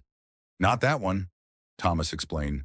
The Foundation newsletter, it featured the renovation project, had a whole spread on the new bakery and its owner. He glanced at Michael. I volunteer at the Veterans Hall in Millfield. The director there is on the Foundation's mailing list. Understanding dawned on Michael. The Foundation's quarterly newsletter had indeed featured Sanctuary as its cover story, complete with photos of the renovation and a profile of Jessica and the twins. It had been sent out last week to donors, board members, and community partners including, apparently, the Veterans Hall in the neighboring town. You could have called, Jessica said, her voice strained, or written, instead of just showing up. Would you have answered? Thomas asked gently. The question hung in the air, unanswered but telling. Jessica's silence was confirmation enough. The twins had risen from their seat and now stood beside their mother, eyes wide as they took in the stranger who had claimed to be their grandfather. Lily, always the bolder of the two, stepped forward slightly. Are you really our grandpa? She asked directly. Thomas nodded, his expression softening further. I am, though I haven't earned the right to be called that yet. Rose, more cautious, looked up at Jessica. Mommy, is he telling the truth? Jessica's hand came to rest on Rose's shoulder, a steadying gesture as much for herself as for her daughter. Yes, she said finally. This is my father. The admission seemed to cost her, each word weighted with years of hurt and abandonment. Michael remained at her side, close enough to offer support, but giving her space to handle this unexpected reunion in her own way. Perhaps this isn't the best time, Thomas said, reading the room with evident regret. I shouldn't have come unannounced. When I saw the article, when I realized you were so close, he reached into his jacket pocket and produced a business card, setting it on the nearest table. My number. If you ever want to talk. He turned to go, shoulders slightly hunched as if expecting nothing more.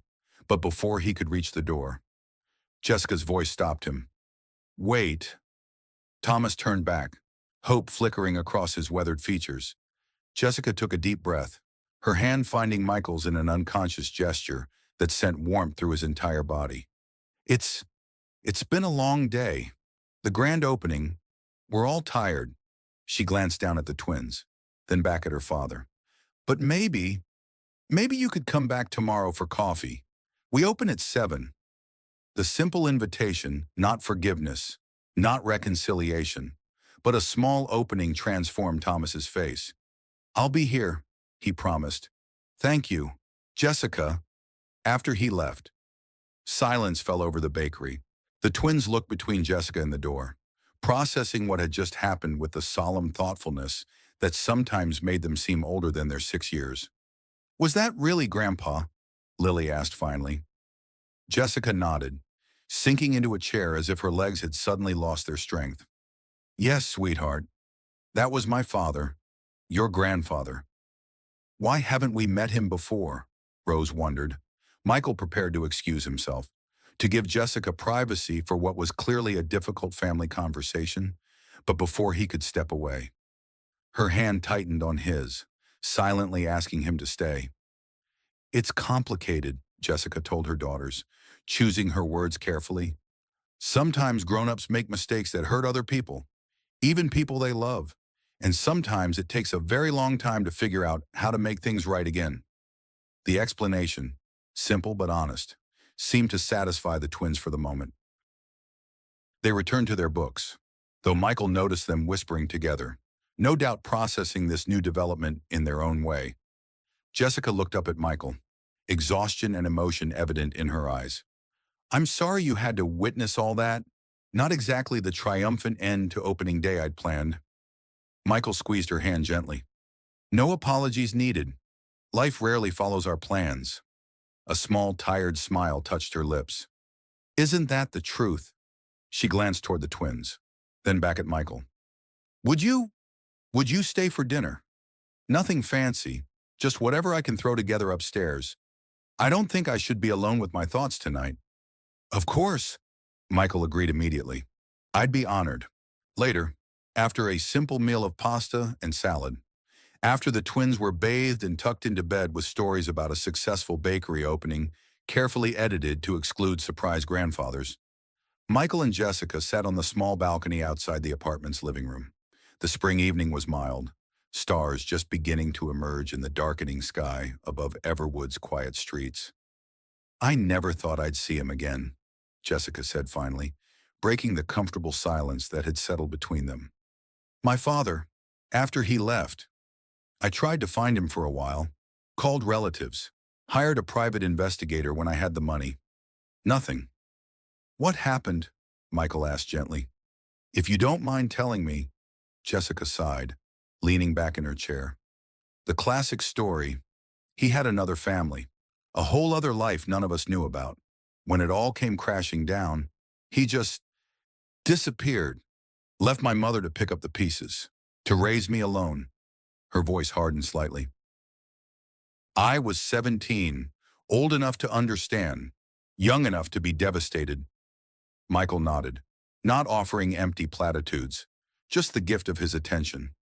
The irony is, Jessica continued after a moment, I ended up in almost the same situation. A man who didn't want responsibility, who walked away, except I got the greatest gift from it. She smiled faintly. The girls. You broke the cycle, Michael observed. That takes tremendous strength. Jessica looked at him then, really looked at him, as if seeing something new in his face. You know what I was going to say earlier before my father interrupted us. Michael's heart quickened. What?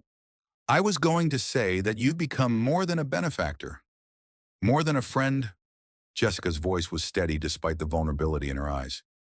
You've become essential, Michael, to me, to the girls, to the life we're building here. The simple declaration hung in the night air, freighted with possibility.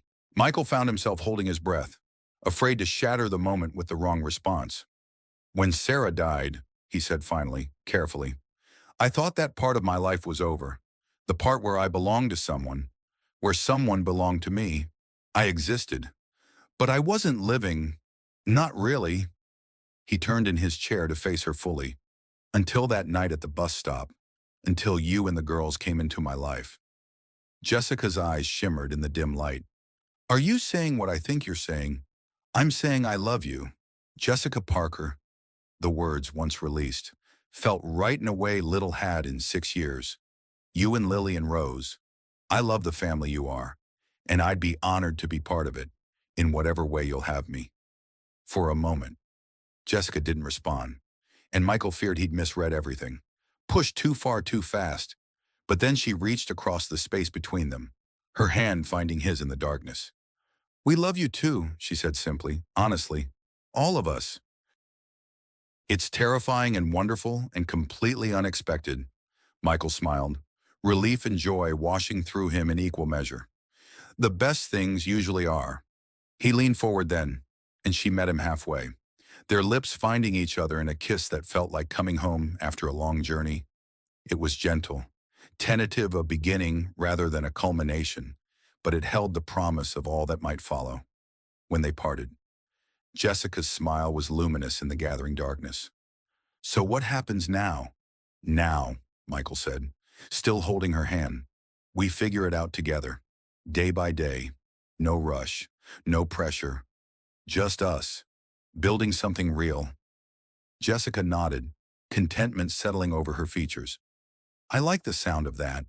They sat together on the balcony until the stars fully emerged, talking quietly about everything and nothing the day's success, the twins' antics, Jessica's tentative thoughts about her father's return, Michael's ideas for expanding Sanctuary's community programs. It was the conversation of two people who had found in each other not just attraction or companionship, but true partnership. When Michael finally rose to leave reluctantly, but aware of the early morning that awaited them both, Jessica walked him to the door. They stood there for a moment, neither quite ready to end the evening, despite the practicalities of tomorrow. Will you come for breakfast? Jessica asked. Before we open, I think the girls would like to see you first thing. They always do. Michael smiled, touched by the simple invitation and all it implied about his place in their lives. I'd love that. 7 o'clock. Make it 6:30, Jessica said with a small smile. I'll have coffee waiting. Their goodnight kiss was brief but filled with promise, the promise of mornings and evenings to come, of a future being written one day at a time. As Michael descended the stairs to the bakery and let himself out the back door, he felt lighter than he had in years, buoyed by the certainty that whatever challenges lay ahead, they would face them together. The drive home was quiet, Everwood's streets nearly empty at this hour. But unlike the previous night, Michael didn't feel hollow or abandoned as he approached his house. Instead, he felt a curious sense of transition, as if the house, once his refuge and prison, was transforming into simply one of the places he belonged. The next morning dawned clear and mild, the kind of perfect spring day that seemed designed for new beginnings. Michael arrived at Sanctuary promptly at 6:30, letting himself in with the key Jessica had given him for emergencies and early mornings. The bakery was already alive with activity ovens humming, coffee brewing, the twins setting tables in their school uniforms, while Jessica shaped dough with practiced hands. It was a scene of domestic harmony that made Michael's heart swell with gratitude and love. Mr. Michael, the girls chorused when they spotted him, abandoning their task to rush toward him with matching grins. Good morning, troublemakers, he greeted them, accepting their enthusiastic hugs. Ready for school after your big day yesterday? Yes, Lily declared. We're going to tell everyone about Sanctuary. Ms. Thompson already said we could bring treats for show and tell on Friday. Rose added more practically. Jessica looked up from her work, flour dusting her cheeks, her smile warm and private when it met Michael's. "Good morning," she said simply. "Good morning," he replied, the ordinary greeting suddenly full of new meaning. He crossed to her, dropping a quick kiss on her forehead, mindful of the girls watching with keen interest before rolling up his sleeves. "Where do you need me?" "Coffee's ready for customers." Jessica nodded toward the front. "And there's a cinnamon roll with your name on it, warming in the oven." As Michael moved through the familiar morning routine setting up the coffee station, checking the register, warming display cases, he was struck by how natural it all felt. As if this had always been his place. These people always, his family. At precisely 7 o'clock, Jessica unlocked the front door for Sanctuary's second day of business. And there, standing outside with an uncertain expression and a small bouquet of spring flowers, was Thomas Parker. Jessica hesitated for just a moment before opening the door. "Good morning," she said, her tone cautious but not cold. "We're just opening." "I know it's early," Thomas said, holding out the flowers, "but I wanted to be your first customer today." Jessica accepted the bouquet with a small nod of thanks. "Coffee's fresh, and the girls are excited to meet their grandfather properly." It wasn't forgiveness, not yet, but it was a beginning, an open door where before there had been only walls. Michael watched from the coffee station as Thomas was introduced to the twins. As they peppered him with questions about where he lived and what he did, and did he know any good stories, Jessica moved to Michael's side, her expression a complex mixture of caution and hope. "This is going to be complicated," she murmured. "Most worthwhile things are," Michael replied, his hand finding hers beneath the counter. She smiled up at him, trust and love in her dark eyes. "At least we're in it together." "Together," Michael agreed, the word a promise and a future wrapped into one. As the morning sun streamed through Sanctuary's windows, illuminating the scene of family and forgiveness and fresh starts, Michael thought about the night that had brought them all to this moment. A snowy bus stop, two little girls shivering in the cold, and three simple words that had changed everything. "Come with me." Not a dramatic rescue or a grand gesture, but a quiet invitation to walk together through whatever might come. An invitation that had somehow created a miracle, not with trumpets and angels, but with whispers and vanilla-scented kisses and the simple, profound miracle of finding home in each other's hearts. The next day, the local paper ran its feature on Sanctuary. The headline read, "Rising from Ashes, award-winning chef creates community haven in Everwood." But the real story, the one that mattered most, wasn't captured in the glowing review of Jessica's pastries or the description of the beautifully renovated space. The real story was written in the everyday moments that followed Michael helping the twins with homework at a corner table after school, Jessica teaching Eleanor's ladies' auxiliary the secret to perfect pie crust, Thomas returning each morning, slowly earning his way back into his daughter's life through patience and consistency, the community center clients who found employment and dignity in Sanctuary's expanding operations. And at the center of it all, a family built not from obligation or blood alone, but from choice the daily, deliberate choice to love, to stay, to build something lasting together. 6 months after Sanctuary's opening, on a golden October evening with leaves drifting past the bakery windows, Michael asked Jessica to marry him. Not with grand gestures or elaborate plans, but with simple words spoken from the heart as they closed up the bakery together. "I never thought I'd find this again," he told her, holding both her flour-dusted hands in his. "A reason to wake up excited every morning, a purpose bigger than myself, a family." He dropped to one knee, pulling a small velvet box from his pocket. "Jessica Parker, will you and the girls do me the great honor of becoming my family officially? Will you marry me?" Jessica's eyes filled with tears as she looked down at the simple, elegant ring, a silver band with 3 small diamonds representing her and the twins. "Yes," she whispered. "All of us say yes." From their hiding spot behind the kitchen door, the twins burst forth with excited squeals, rushing to embrace both adults in a tangle of arms and laughter and joyful tears. Later that night, after celebration and planning, and phone calls to share the news. Michael and Jessica stood on the balcony above Sanctuary, looking out at the town that had become their home, below. The square was decorated for the fall festival, pumpkins and harvest displays glowing warmly in the evening light. "Do you ever think about that night?" Jessica asked, leaning into Michael's embrace. "The bus stop. How different everything might have been if you just kept driving." Michael tightened his arms around her, grateful beyond words for the life they'd built together. "Sometimes," he admitted, "but then I remember Sarah's words, her last request to me. If you see someone who needs help, be their light." I think maybe she knew, somehow, that this was waiting for me. For us.